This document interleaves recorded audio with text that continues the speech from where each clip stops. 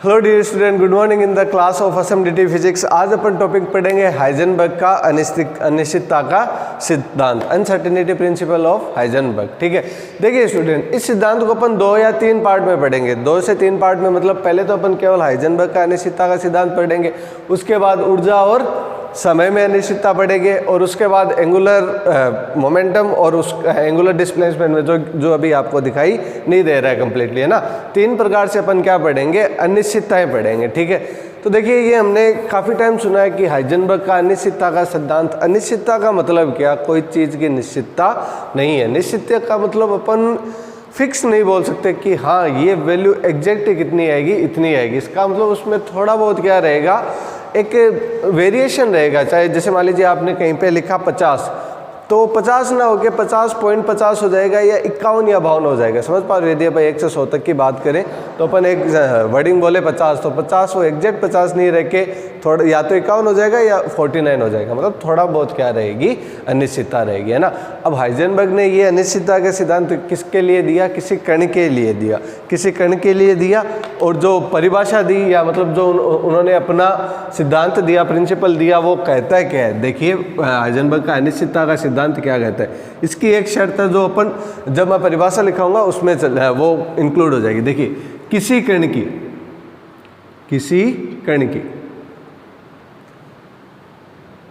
या किसी कण के संवेग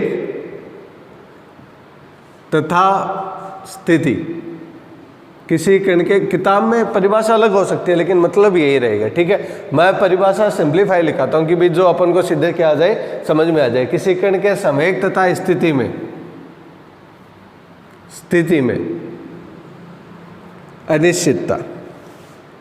अनिश्चितता कंडीशन भी लिखाऊंगा, अभी बोला ना अनिश्चितता। किसी कण के संवेग तथा स्थिति में अनिश्चितता। पहले तो ये देखो, यहीं पर ही संवेग का मतलब क्या होता है, p। ठीक है, अब अनिश्चितता का मतलब फिक्स मान नहीं हो सकता है, वो 49 हो सकता है, वो 51 हो। दैट मीन्स यहाँ पे क्या लगा दे, अपन डेल लगा दे। ठीक है, अभी पूरा नहीं हुआ है, बस एक बेसिक बना रहा हूँ, परिभाषा से फॉर्मूला भी बनाएंगे। अब बताओ स्थिति, ये हो गई स्थिति, क्या हो गई स्थिति। ठीक है, अनिश्चितता मतलब डेल एक्स लगा दिया। तो किसी कण के संवेग तथा स्थिति में अनिश्चितता का गुणनफल, अनिश्चितता, अभी केवल अनिश्चितता लिखा था ना, अब लिखेंगे अपन अनिश्चितता का गुणनफल। बताइए स्टूडेंट, गुणनफल का मतलब क्या होगा, यहाँ पे डॉट मतलब मल्टीप्लाई। समझ रहे हो?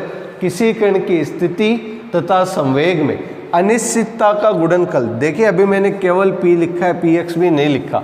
अब जो एक बात लिखाऊंगा उससे यहाँ पे क्या लिखा जाएगा, px लिखा जाएगा, गुणनफल। ब्रैकेट में लिख रहा हूँ, ये इंपॉर्टेंट बात है। ठीक है, ब्रैकेट में जो लिख रहा हूँ वो इंपॉर्टेंट है। किसी दिशा में,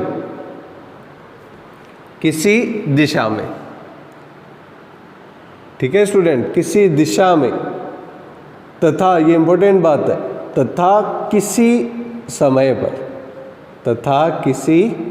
निश्चित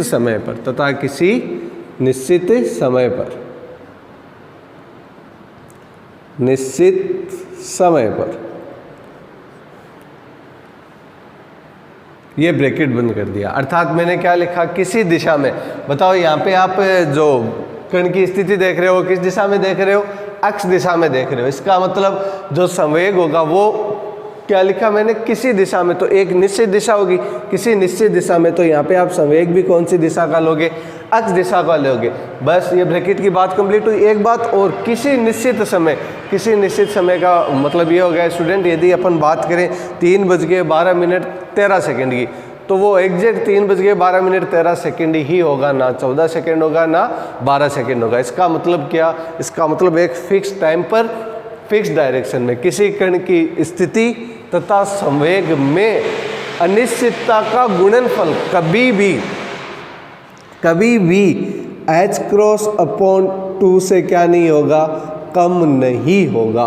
कभी भी h×2 से कम नहीं होगा। जहाँ पर h क्रॉस क्या है स्टूडेंट, h क्रॉस है सुंदर सा h/, कितना, पाई, h/2 कितना, h/2 जहाँ पर वापिस अगेन स्टूडेंट h कितना है, 0.06 इंटू 10⁻⁻34।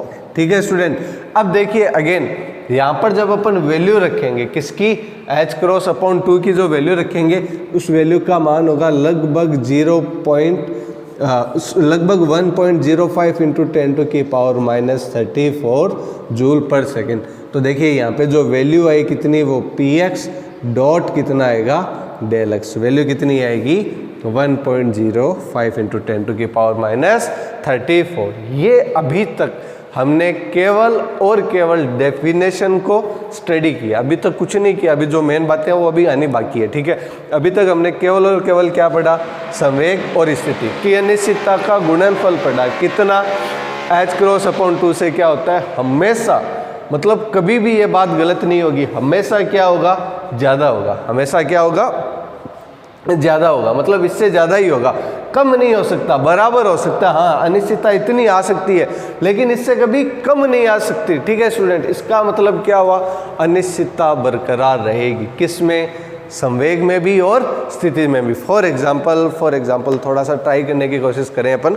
देखिए एक कोई फिक्स टाइम है जब ये मतलब बार्गर का ढक्कन उछलेगा, तो देखिए ये अपना स्थिति और संवेग दोनों क्या कर रहा है, बदल रहा है। जैसे मान लीजिए पहले हाथ पे था, फिर क्या चला गया, ऊपर चला गया। तो मान लीजिए 3:12:13 में आपने देखा, ठीक है, तब ये पार्टिकल क्या पोजीशन तो यहाँ पे आएगी, और मोमेंटम जैसे ही आप मतलब उसका संवेग निकालना चाहोगे तो संवेग में क्या आ जाएगी, अनिश्चितता आ जाएगी। इसका मतलब संवेग बदल जाएगा। और इसका दूसरा मतलब क्या हुआ, इसका दूसरा मतलब ये हुआ कि आप कभी भी यथार्थ रूप से, मतलब एग्जैक्टली आप क्या नहीं कर सकते, वैल्यू फाइंड आउट नहीं कर सकते। किसकी, संवेग और स्थिति की जो आपका अनिश्चितता है वो हमेशा बरकरार रहेगी। आप कंप्लीटली मतलब फिक्स आप क्या नहीं कर सकते, वैल्यू नहीं निकाल सकते। किसकी, ना तो संवेग की और ना ही स्थिति की, अर्थात इन दोनों में क्या रहेगा, थोड़ी बहुत अनिश्चितता जरूर रहेगी। अब यहाँ पे एक इम्पोर्टेंट बात ये आती है, सर मान लीजिए कि हम कुछ ऐसा करें कि हम जो इंस्ट्रूमेंट यूज़ करें, ठीक है, घड़ी भी बहुत अच्छी ले आए और पार्टिकल को बहुत अच्छे से उछालें, और जो ऑब्जर्व करें वो भी बहुत ध्यान से करें। मतलब हम सारा कुछ क्या कर रहे हैं, सुगराई ले रहे हैं, सुगराई मतलब उसमें कोई भी कमी नहीं है। आप बोलो तो मतलब जैसे मान लीजिए आप पार्टिकल उछाल रहे हो तो थोड़ा बहुत हवा का भी तो प्रतिरोध आएगा ना, वो भी प्रतिरोध चलो अपन क्या करते हैं, खिड़कियाँ वगैरह बंद करके वैक्यूम बना के भी कर सकते हैं। सारा कुछ सही करें तो क्या फिर भी अनिश्चितता रहेगी? हाँ, ये फिर भी अनिश्चितता रहेगी। इसका मतलब ये अनिश्चितता, इंपॉर्टेंट बात मैंने बोली ना, बाकी सारी बातें बाद में आएगी। ये अनिश्चितता कभी भी, अभी भी और बातें आनी बाकी है इसके बारे में, ठीक है। ये अनिश्चितता कभी भी उपकरण से नहीं आती, मतलब उपकरण से नहीं होती कि भाई उपकरण चाहे आप कितना भी सही ले लो, उपकरण से नहीं आती। आप चाहे कितना भी अच्छा उपकरण ले लो, चाहे आप अमेरिका से मंगा लो, जापान से, मतलब चाहे इंडिया की बेस्ट ऑफ बेस्ट टेक्नोलॉजी ले लो, तो वो डिपेंड नहीं करेगा। डिपेंड क्या करेगा, डिपेंड ये करेगा कि सर ये नियम ही है। क्या नियम है, किसी कण की एक निश्चित दिशा में एक निश्चित समय पर कभी भी आप उसका मोमेंटम फाइंड आउट करोगे तो उसकी पोजीशन में क्या आ जाएगी, अनसर्टेनिटी आ जाएगी। If you want to find out मतलब वैल्यू ऑफ पी, देन वापस क्या आ जाएगी, अक्ष में क्या आ जाएगी, अनसर्टेनिटी आ जाएगी। मतलब अनसर्टेनिटी तो रहेगी, ये कभी भी कितने से कम नहीं हो सकती, 1.05 इंटू 10⁻⁻34 से कभी भी कम नहीं हो सकती। हाँ, बराबर हो सकती है, हाँ ज़्यादा हो सकती है, लेकिन कभी भी कम नहीं हो सकती। पहले बात ये लिखी है हमने, ठीक है, कि ये अनिश्चितता कभी भी उपकरण से नहीं आती, ठीक है, पहली बात। दूसरी बात, तो सर ये उपकरण से नहीं आती तो ये आती किससे है, ठीक है, तो ये अनिश्चितता प्रकाश या पदार्थ, ठीक है, की द्वैत प्रकृति से आती है। द्वैत प्रकृति से, ये इंपॉर्टेंट है। ये जो ड्यूअल नेचर लिखते हो ना आप, इसकी वजह से आती है, क्योंकि कभी आप क्या करते हो, कण मानते हो, और कभी क्या मानते हो, तरंग मानते हो। तो ये जो अनिश्चितता आती है वो किसकी वजह से आती है, प्रकाश या पदार्थ की द्वैत प्रकृति से आती है। दूसरी बात, ठीक है। अब देखिए स्टूडेंट, यहाँ पर हमने यह समझा कण और स्थिति में क्या रहती है, अनिश्चितता रहती है, ठीक है भाई। मोमेंटम और पोजीशन को तो अपन सिंपली जानते हैं। अब अपन दूसरी अनिश्चितता बात करते हैं, किस पे? अब अपन दूसरी अनिश्चितता पे बात करते हैं जिसका नाम है ऊर्जा तथा समय की अनिश्चितता। ठीक है, ऊर्जा तथा समय की अनिश्चितता। मेरी इच्छा है कि मैं एक बोर्ड में ही आपको सारी जो अनसर्टेनिटीज़ है वो एक जगह लिखवा दूँ और लास्ट में आप क्या ले पाओ, उसका स्क्रीनशॉट ले पाओ। ठीक है स्टूडेंट, यहाँ पे एक वो जो इम्पोर्टेंट बात है वो यहाँ पे लिखा देता हूँ। ठीक है, जो उस तरफ मिटा दिए थे, आपको दिखाई देगा या नहीं देगा वो देख लेता हूँ अभी। क्लियर हो रहा है? अब जो नेक्स्ट अपन पढ़ेंगे उसका नाम है ऊर्जा समय में अनिश्चितता। देखिए नहीं दिखाई देगा, चलिए फिर आगे चलते हैं। ऊर्जा समय का मतलब क्या? ऊर्जा समय का मतलब ये समझिए, एक आपके पास क्या है, परमाणु है। ठीक है, उसके किसी बाह्यतम कोश में, या किसी बाह्यतम मान लो या आंतरिक मान लो, कोई भी मान लो। ठीक है, बाह्यतम कोश में इलेक्ट्रॉन की ऊर्जा ये है। ठीक है, इलेक्ट्रॉन की ऊर्जा। ठीक है, तथा इलेक्ट्रॉन के आयुकाल, उस कोश में इलेक्ट्रॉन के आयुकाल तथा आयुकाल में अनिश्चितता का गुणनफल, आयुकाल में अनिश्चितता का गुणनफल, अनिश्चितता ये लीजिए का गुणनफल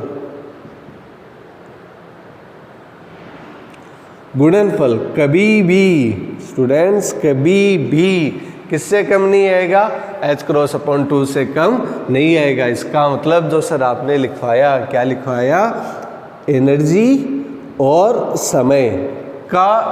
समय में अनिश्चितता का गुणनफल कभी भी h×2 से कम नहीं आएगा। मतलब क्या रहेगा, या तो इसके बराबर रहेगा या इससे क्या रहेगा, ज़्यादा रहेगा। बताओ यहाँ पे एनर्जी का मतलब वापस क्लियर करो, किसी परमाणु के बाह्यतम कोश में किसी इलेक्ट्रॉन की ऊर्जा, और डेल्टी का मतलब उसका क्या हो गया, आयु काल हो गया। ठीक है, अब चलो एक बात करते हैं अपन। देखिए यहाँ पे इंपॉर्टेंट चीज़ है जो बताने लायक है, px और x ये मतलब समझना, और e और t इन सब का मतलब समझना, ये बहुत ज़रूरी चीज़ है। देखिए एक जगह मैंने लिखा del px, ठीक है, डॉट del x, ये हमेशा रहेगा h×2। एक टर्म और लिख सकते हैं ना, del py del y greater than equal to h×2। ये सारा एक दूसरे से रिलेटिव है, ऐसा नहीं कि ये बता रहे हो, कोई दिक्कत नहीं है, की बात है ना। देखिए फिर अपन लिख सकते हैं del pz और del z greater than equal to h×2। देखिए एक कुछ कैनोनिकल प्रॉपर्टीज होती है, कैनोनिकल समुदाय बोल सकते हो, जिनको अपन विहित समुदाय बोलते हैं। विहित समुदाय का मतलब एक अपने मिलता जुलता समुदाय मतलब यदि कोई पार्टिकल x दिशा में मोशन कर रहा है, समझिए ना, जैसे मान लीजिए वो इस दिशा में जा रहा है, अब आप उसी दिशा में क्या देख रहे हो, संवेग देख रहे हो, तो ये दोनों प्रॉपर्टीज क्या होगी, कैनोनिकल प्रॉपर्टीज होगी, अर्थात विहित समुदाय हो गया। देखिए x का x के साथ, y का y के साथ और z का z के साथ। इसका मतलब यदि आप कोई z दिशा में पार्टिकल को उछाल रहे हो और संवेग भी उसी दिशा में देख रहे हो, तो क्या है, ये विहित समुदाय बन रहा है, ये भी इसका, ये y का और x का। ठीक है स्टूडेंट, अब बात करें इन पे क्या लागू होता है, इन पे लागू होता है किसका, अनिश्चितता का सिद्धांत।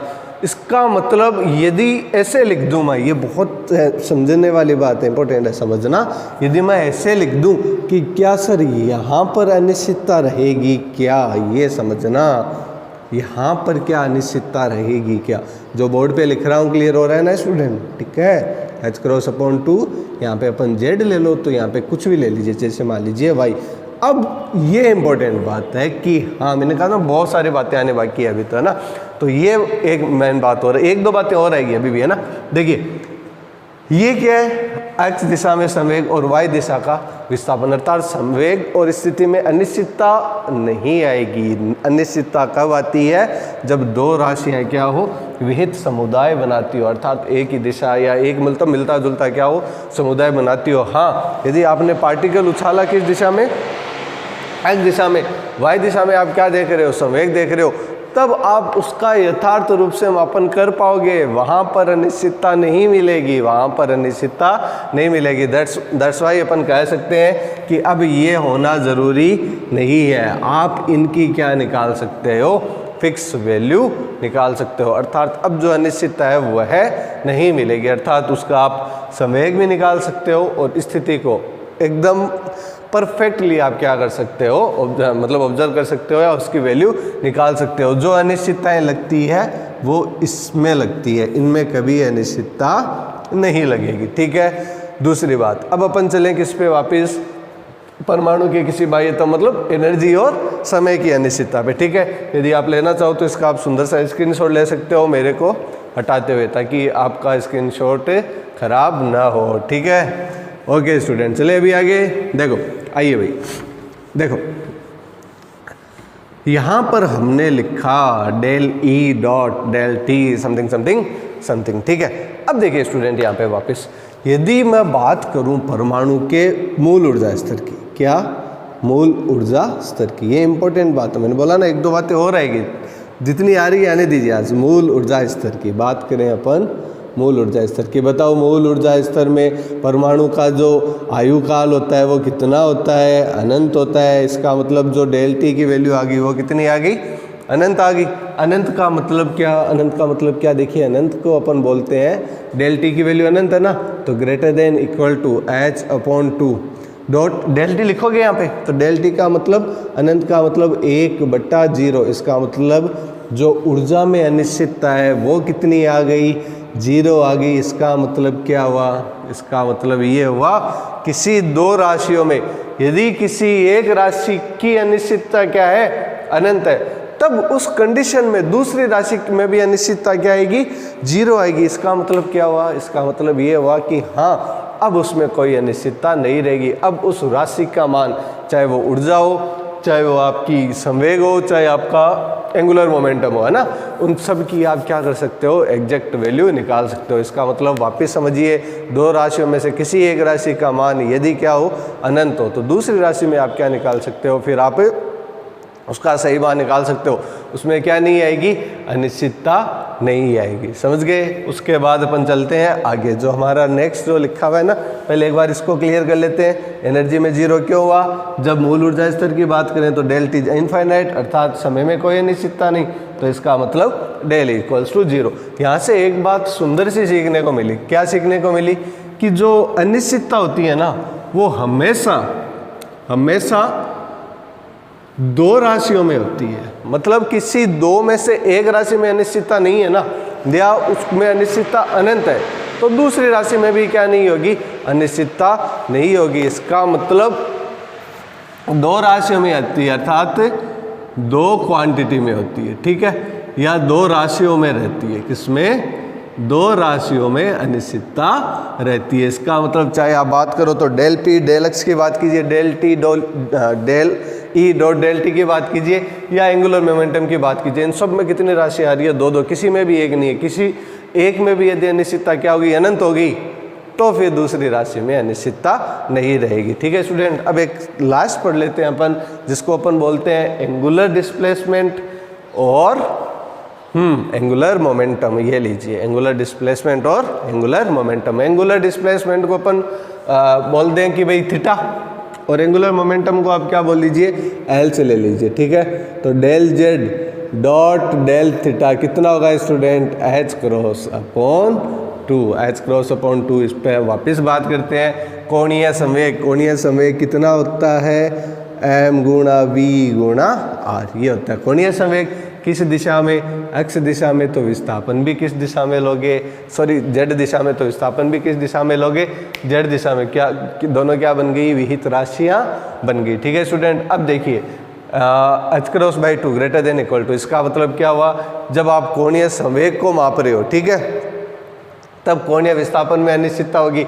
और यदि आप कोणीय विस्थापन को किसी समय पर, समझ पा रहे हो, किसी निश्चित दिशा में माप रहे हो, तो यदि आप कोणीय विस्थापन को माप रहे हो तो कोणीय संवेग में क्या रह जाएगी, अनिश्चितता रह जाएगी। अर्थात इन सब में अनिश्चितता हमेशा कितनी आएगी, हमेशा कितनी आएगी, h/4π से क्या रहेगी, ज़्यादा रहेगी। तो इसका मतलब del Z multiply del theta Z कितना हो जाएगा स्टूडेंट, h क्रॉस का मतलब h/2π, टोटल हो जाएगा h/4π। वापिस del L Z dot del theta Z बोलते रहिए साथ में यदि समझ में आ रहा है। एच मतलब 6.62 होता है क्या इंटू 10 टू की पावर -34, ठीक है, और 34, ठीक है, 4 इंटू 3.14 तो वैल्यू कितनी आ जाएगी 1.05 इंटू 10 टू की पावर 34 माइनस, ठीक है। तो ये क्या आ जाएगी, ये आ जाएगी अनसर्टिनिटी। तो स्टूडेंट ये था आपका आज का लेक्चर किस पे, अनसर्टेनिटी के बारे में। आई होप आपको थोड़ा सा तो क्लियर हुआ होगा, मतलब 100% में 5-10% भी क्लियर हुआ है तो भी ठीक है। देखिए पहले क्या पढ़ा, हाइजेनबर्ग का केवल अनिश्चितता का सिद्धांत, फिर किस पे पढ़ा, वही समय और ऊर्जा पे, किसी परमाणु में इलेक्ट्रॉन ले लिया और समय ऊर्जा निकाल लिया। फिर किस पे पढ़ा, कोणीय वेग और कोणीय विस्थापन पे, ठीक है, और फिर क्या निकाल लिए, ये वैल्यू निकालिए।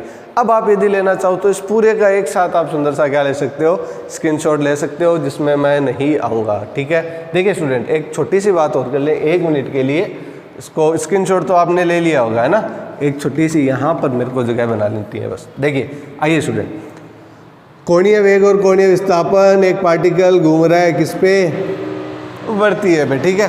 तो पहले यहाँ पे P पे था, फिर बंदा पहुँच गया Q पे, तो ये तो थीटा क्या हुआ, कोणीय विस्थापन। अब जो यहाँ इसकी वेलोसिटी थी वो क्या कहलाएगी, कोणीय वेग। तो कोणीय वेग को अपन किससे डिनोट करते हैं, ओमेगा से। ओमेगा मतलब कोणीय विस्थापन बट्टा कोणीय संवेग। हाँ, कोणीय संवेग और एक ही संवेग में एक रिलेशन होता है, कितना होता है, सुंदर सा रिलेशन होता है student, V equals to R omega, V equals to R omega, ठीक है स्टूडेंट। तो ये था आज का वीडियो आपके अनिश्चितता पे। नेक्स्ट टॉपिक अपन स्टार्ट करते हैं नेक्स्ट वीडियो में। आई होप ये आपको वीडियो पसंद आया हो और इससे रिलेटिव आपके कोई भी क्यूरीज, कोई भी डाउट हो तो हमारे final year BSc SMDT physics का जो ग्रुप बना हुआ है आप उसमें पूछ सकते हो। और स्टूडेंट आपको कभी भी कोई भी प्रॉब्लम हो पढ़ाई से रिलेटिव, कभी भी मतलब कोई सब्जेक्ट या कोई भी सिलेबस किसी भी क्लास से, चाहे वो फिजिक्स हो, केमिस्ट्री हो तो केमिस्ट्री वाले सर बहुत अच्छे हैं, मैथ वाले मैम बहुत अच्छे हैं, तो मतलब सारा एक ग्रुप बना हुआ है। आपको कभी भी प्रॉब्लम हो तो आप पहले हमें बोलिए, हम कोशिश करेंगे कि उसको क्या करें, सोल्व आउट कर सके। Thanks for this video watching और thank you student, thank you बेटा। अरे अरे अरे ये रह गया 1 मिनट स्टूडेंट, अब कर देते हैं बंद, ये उलझ गया चेयर में।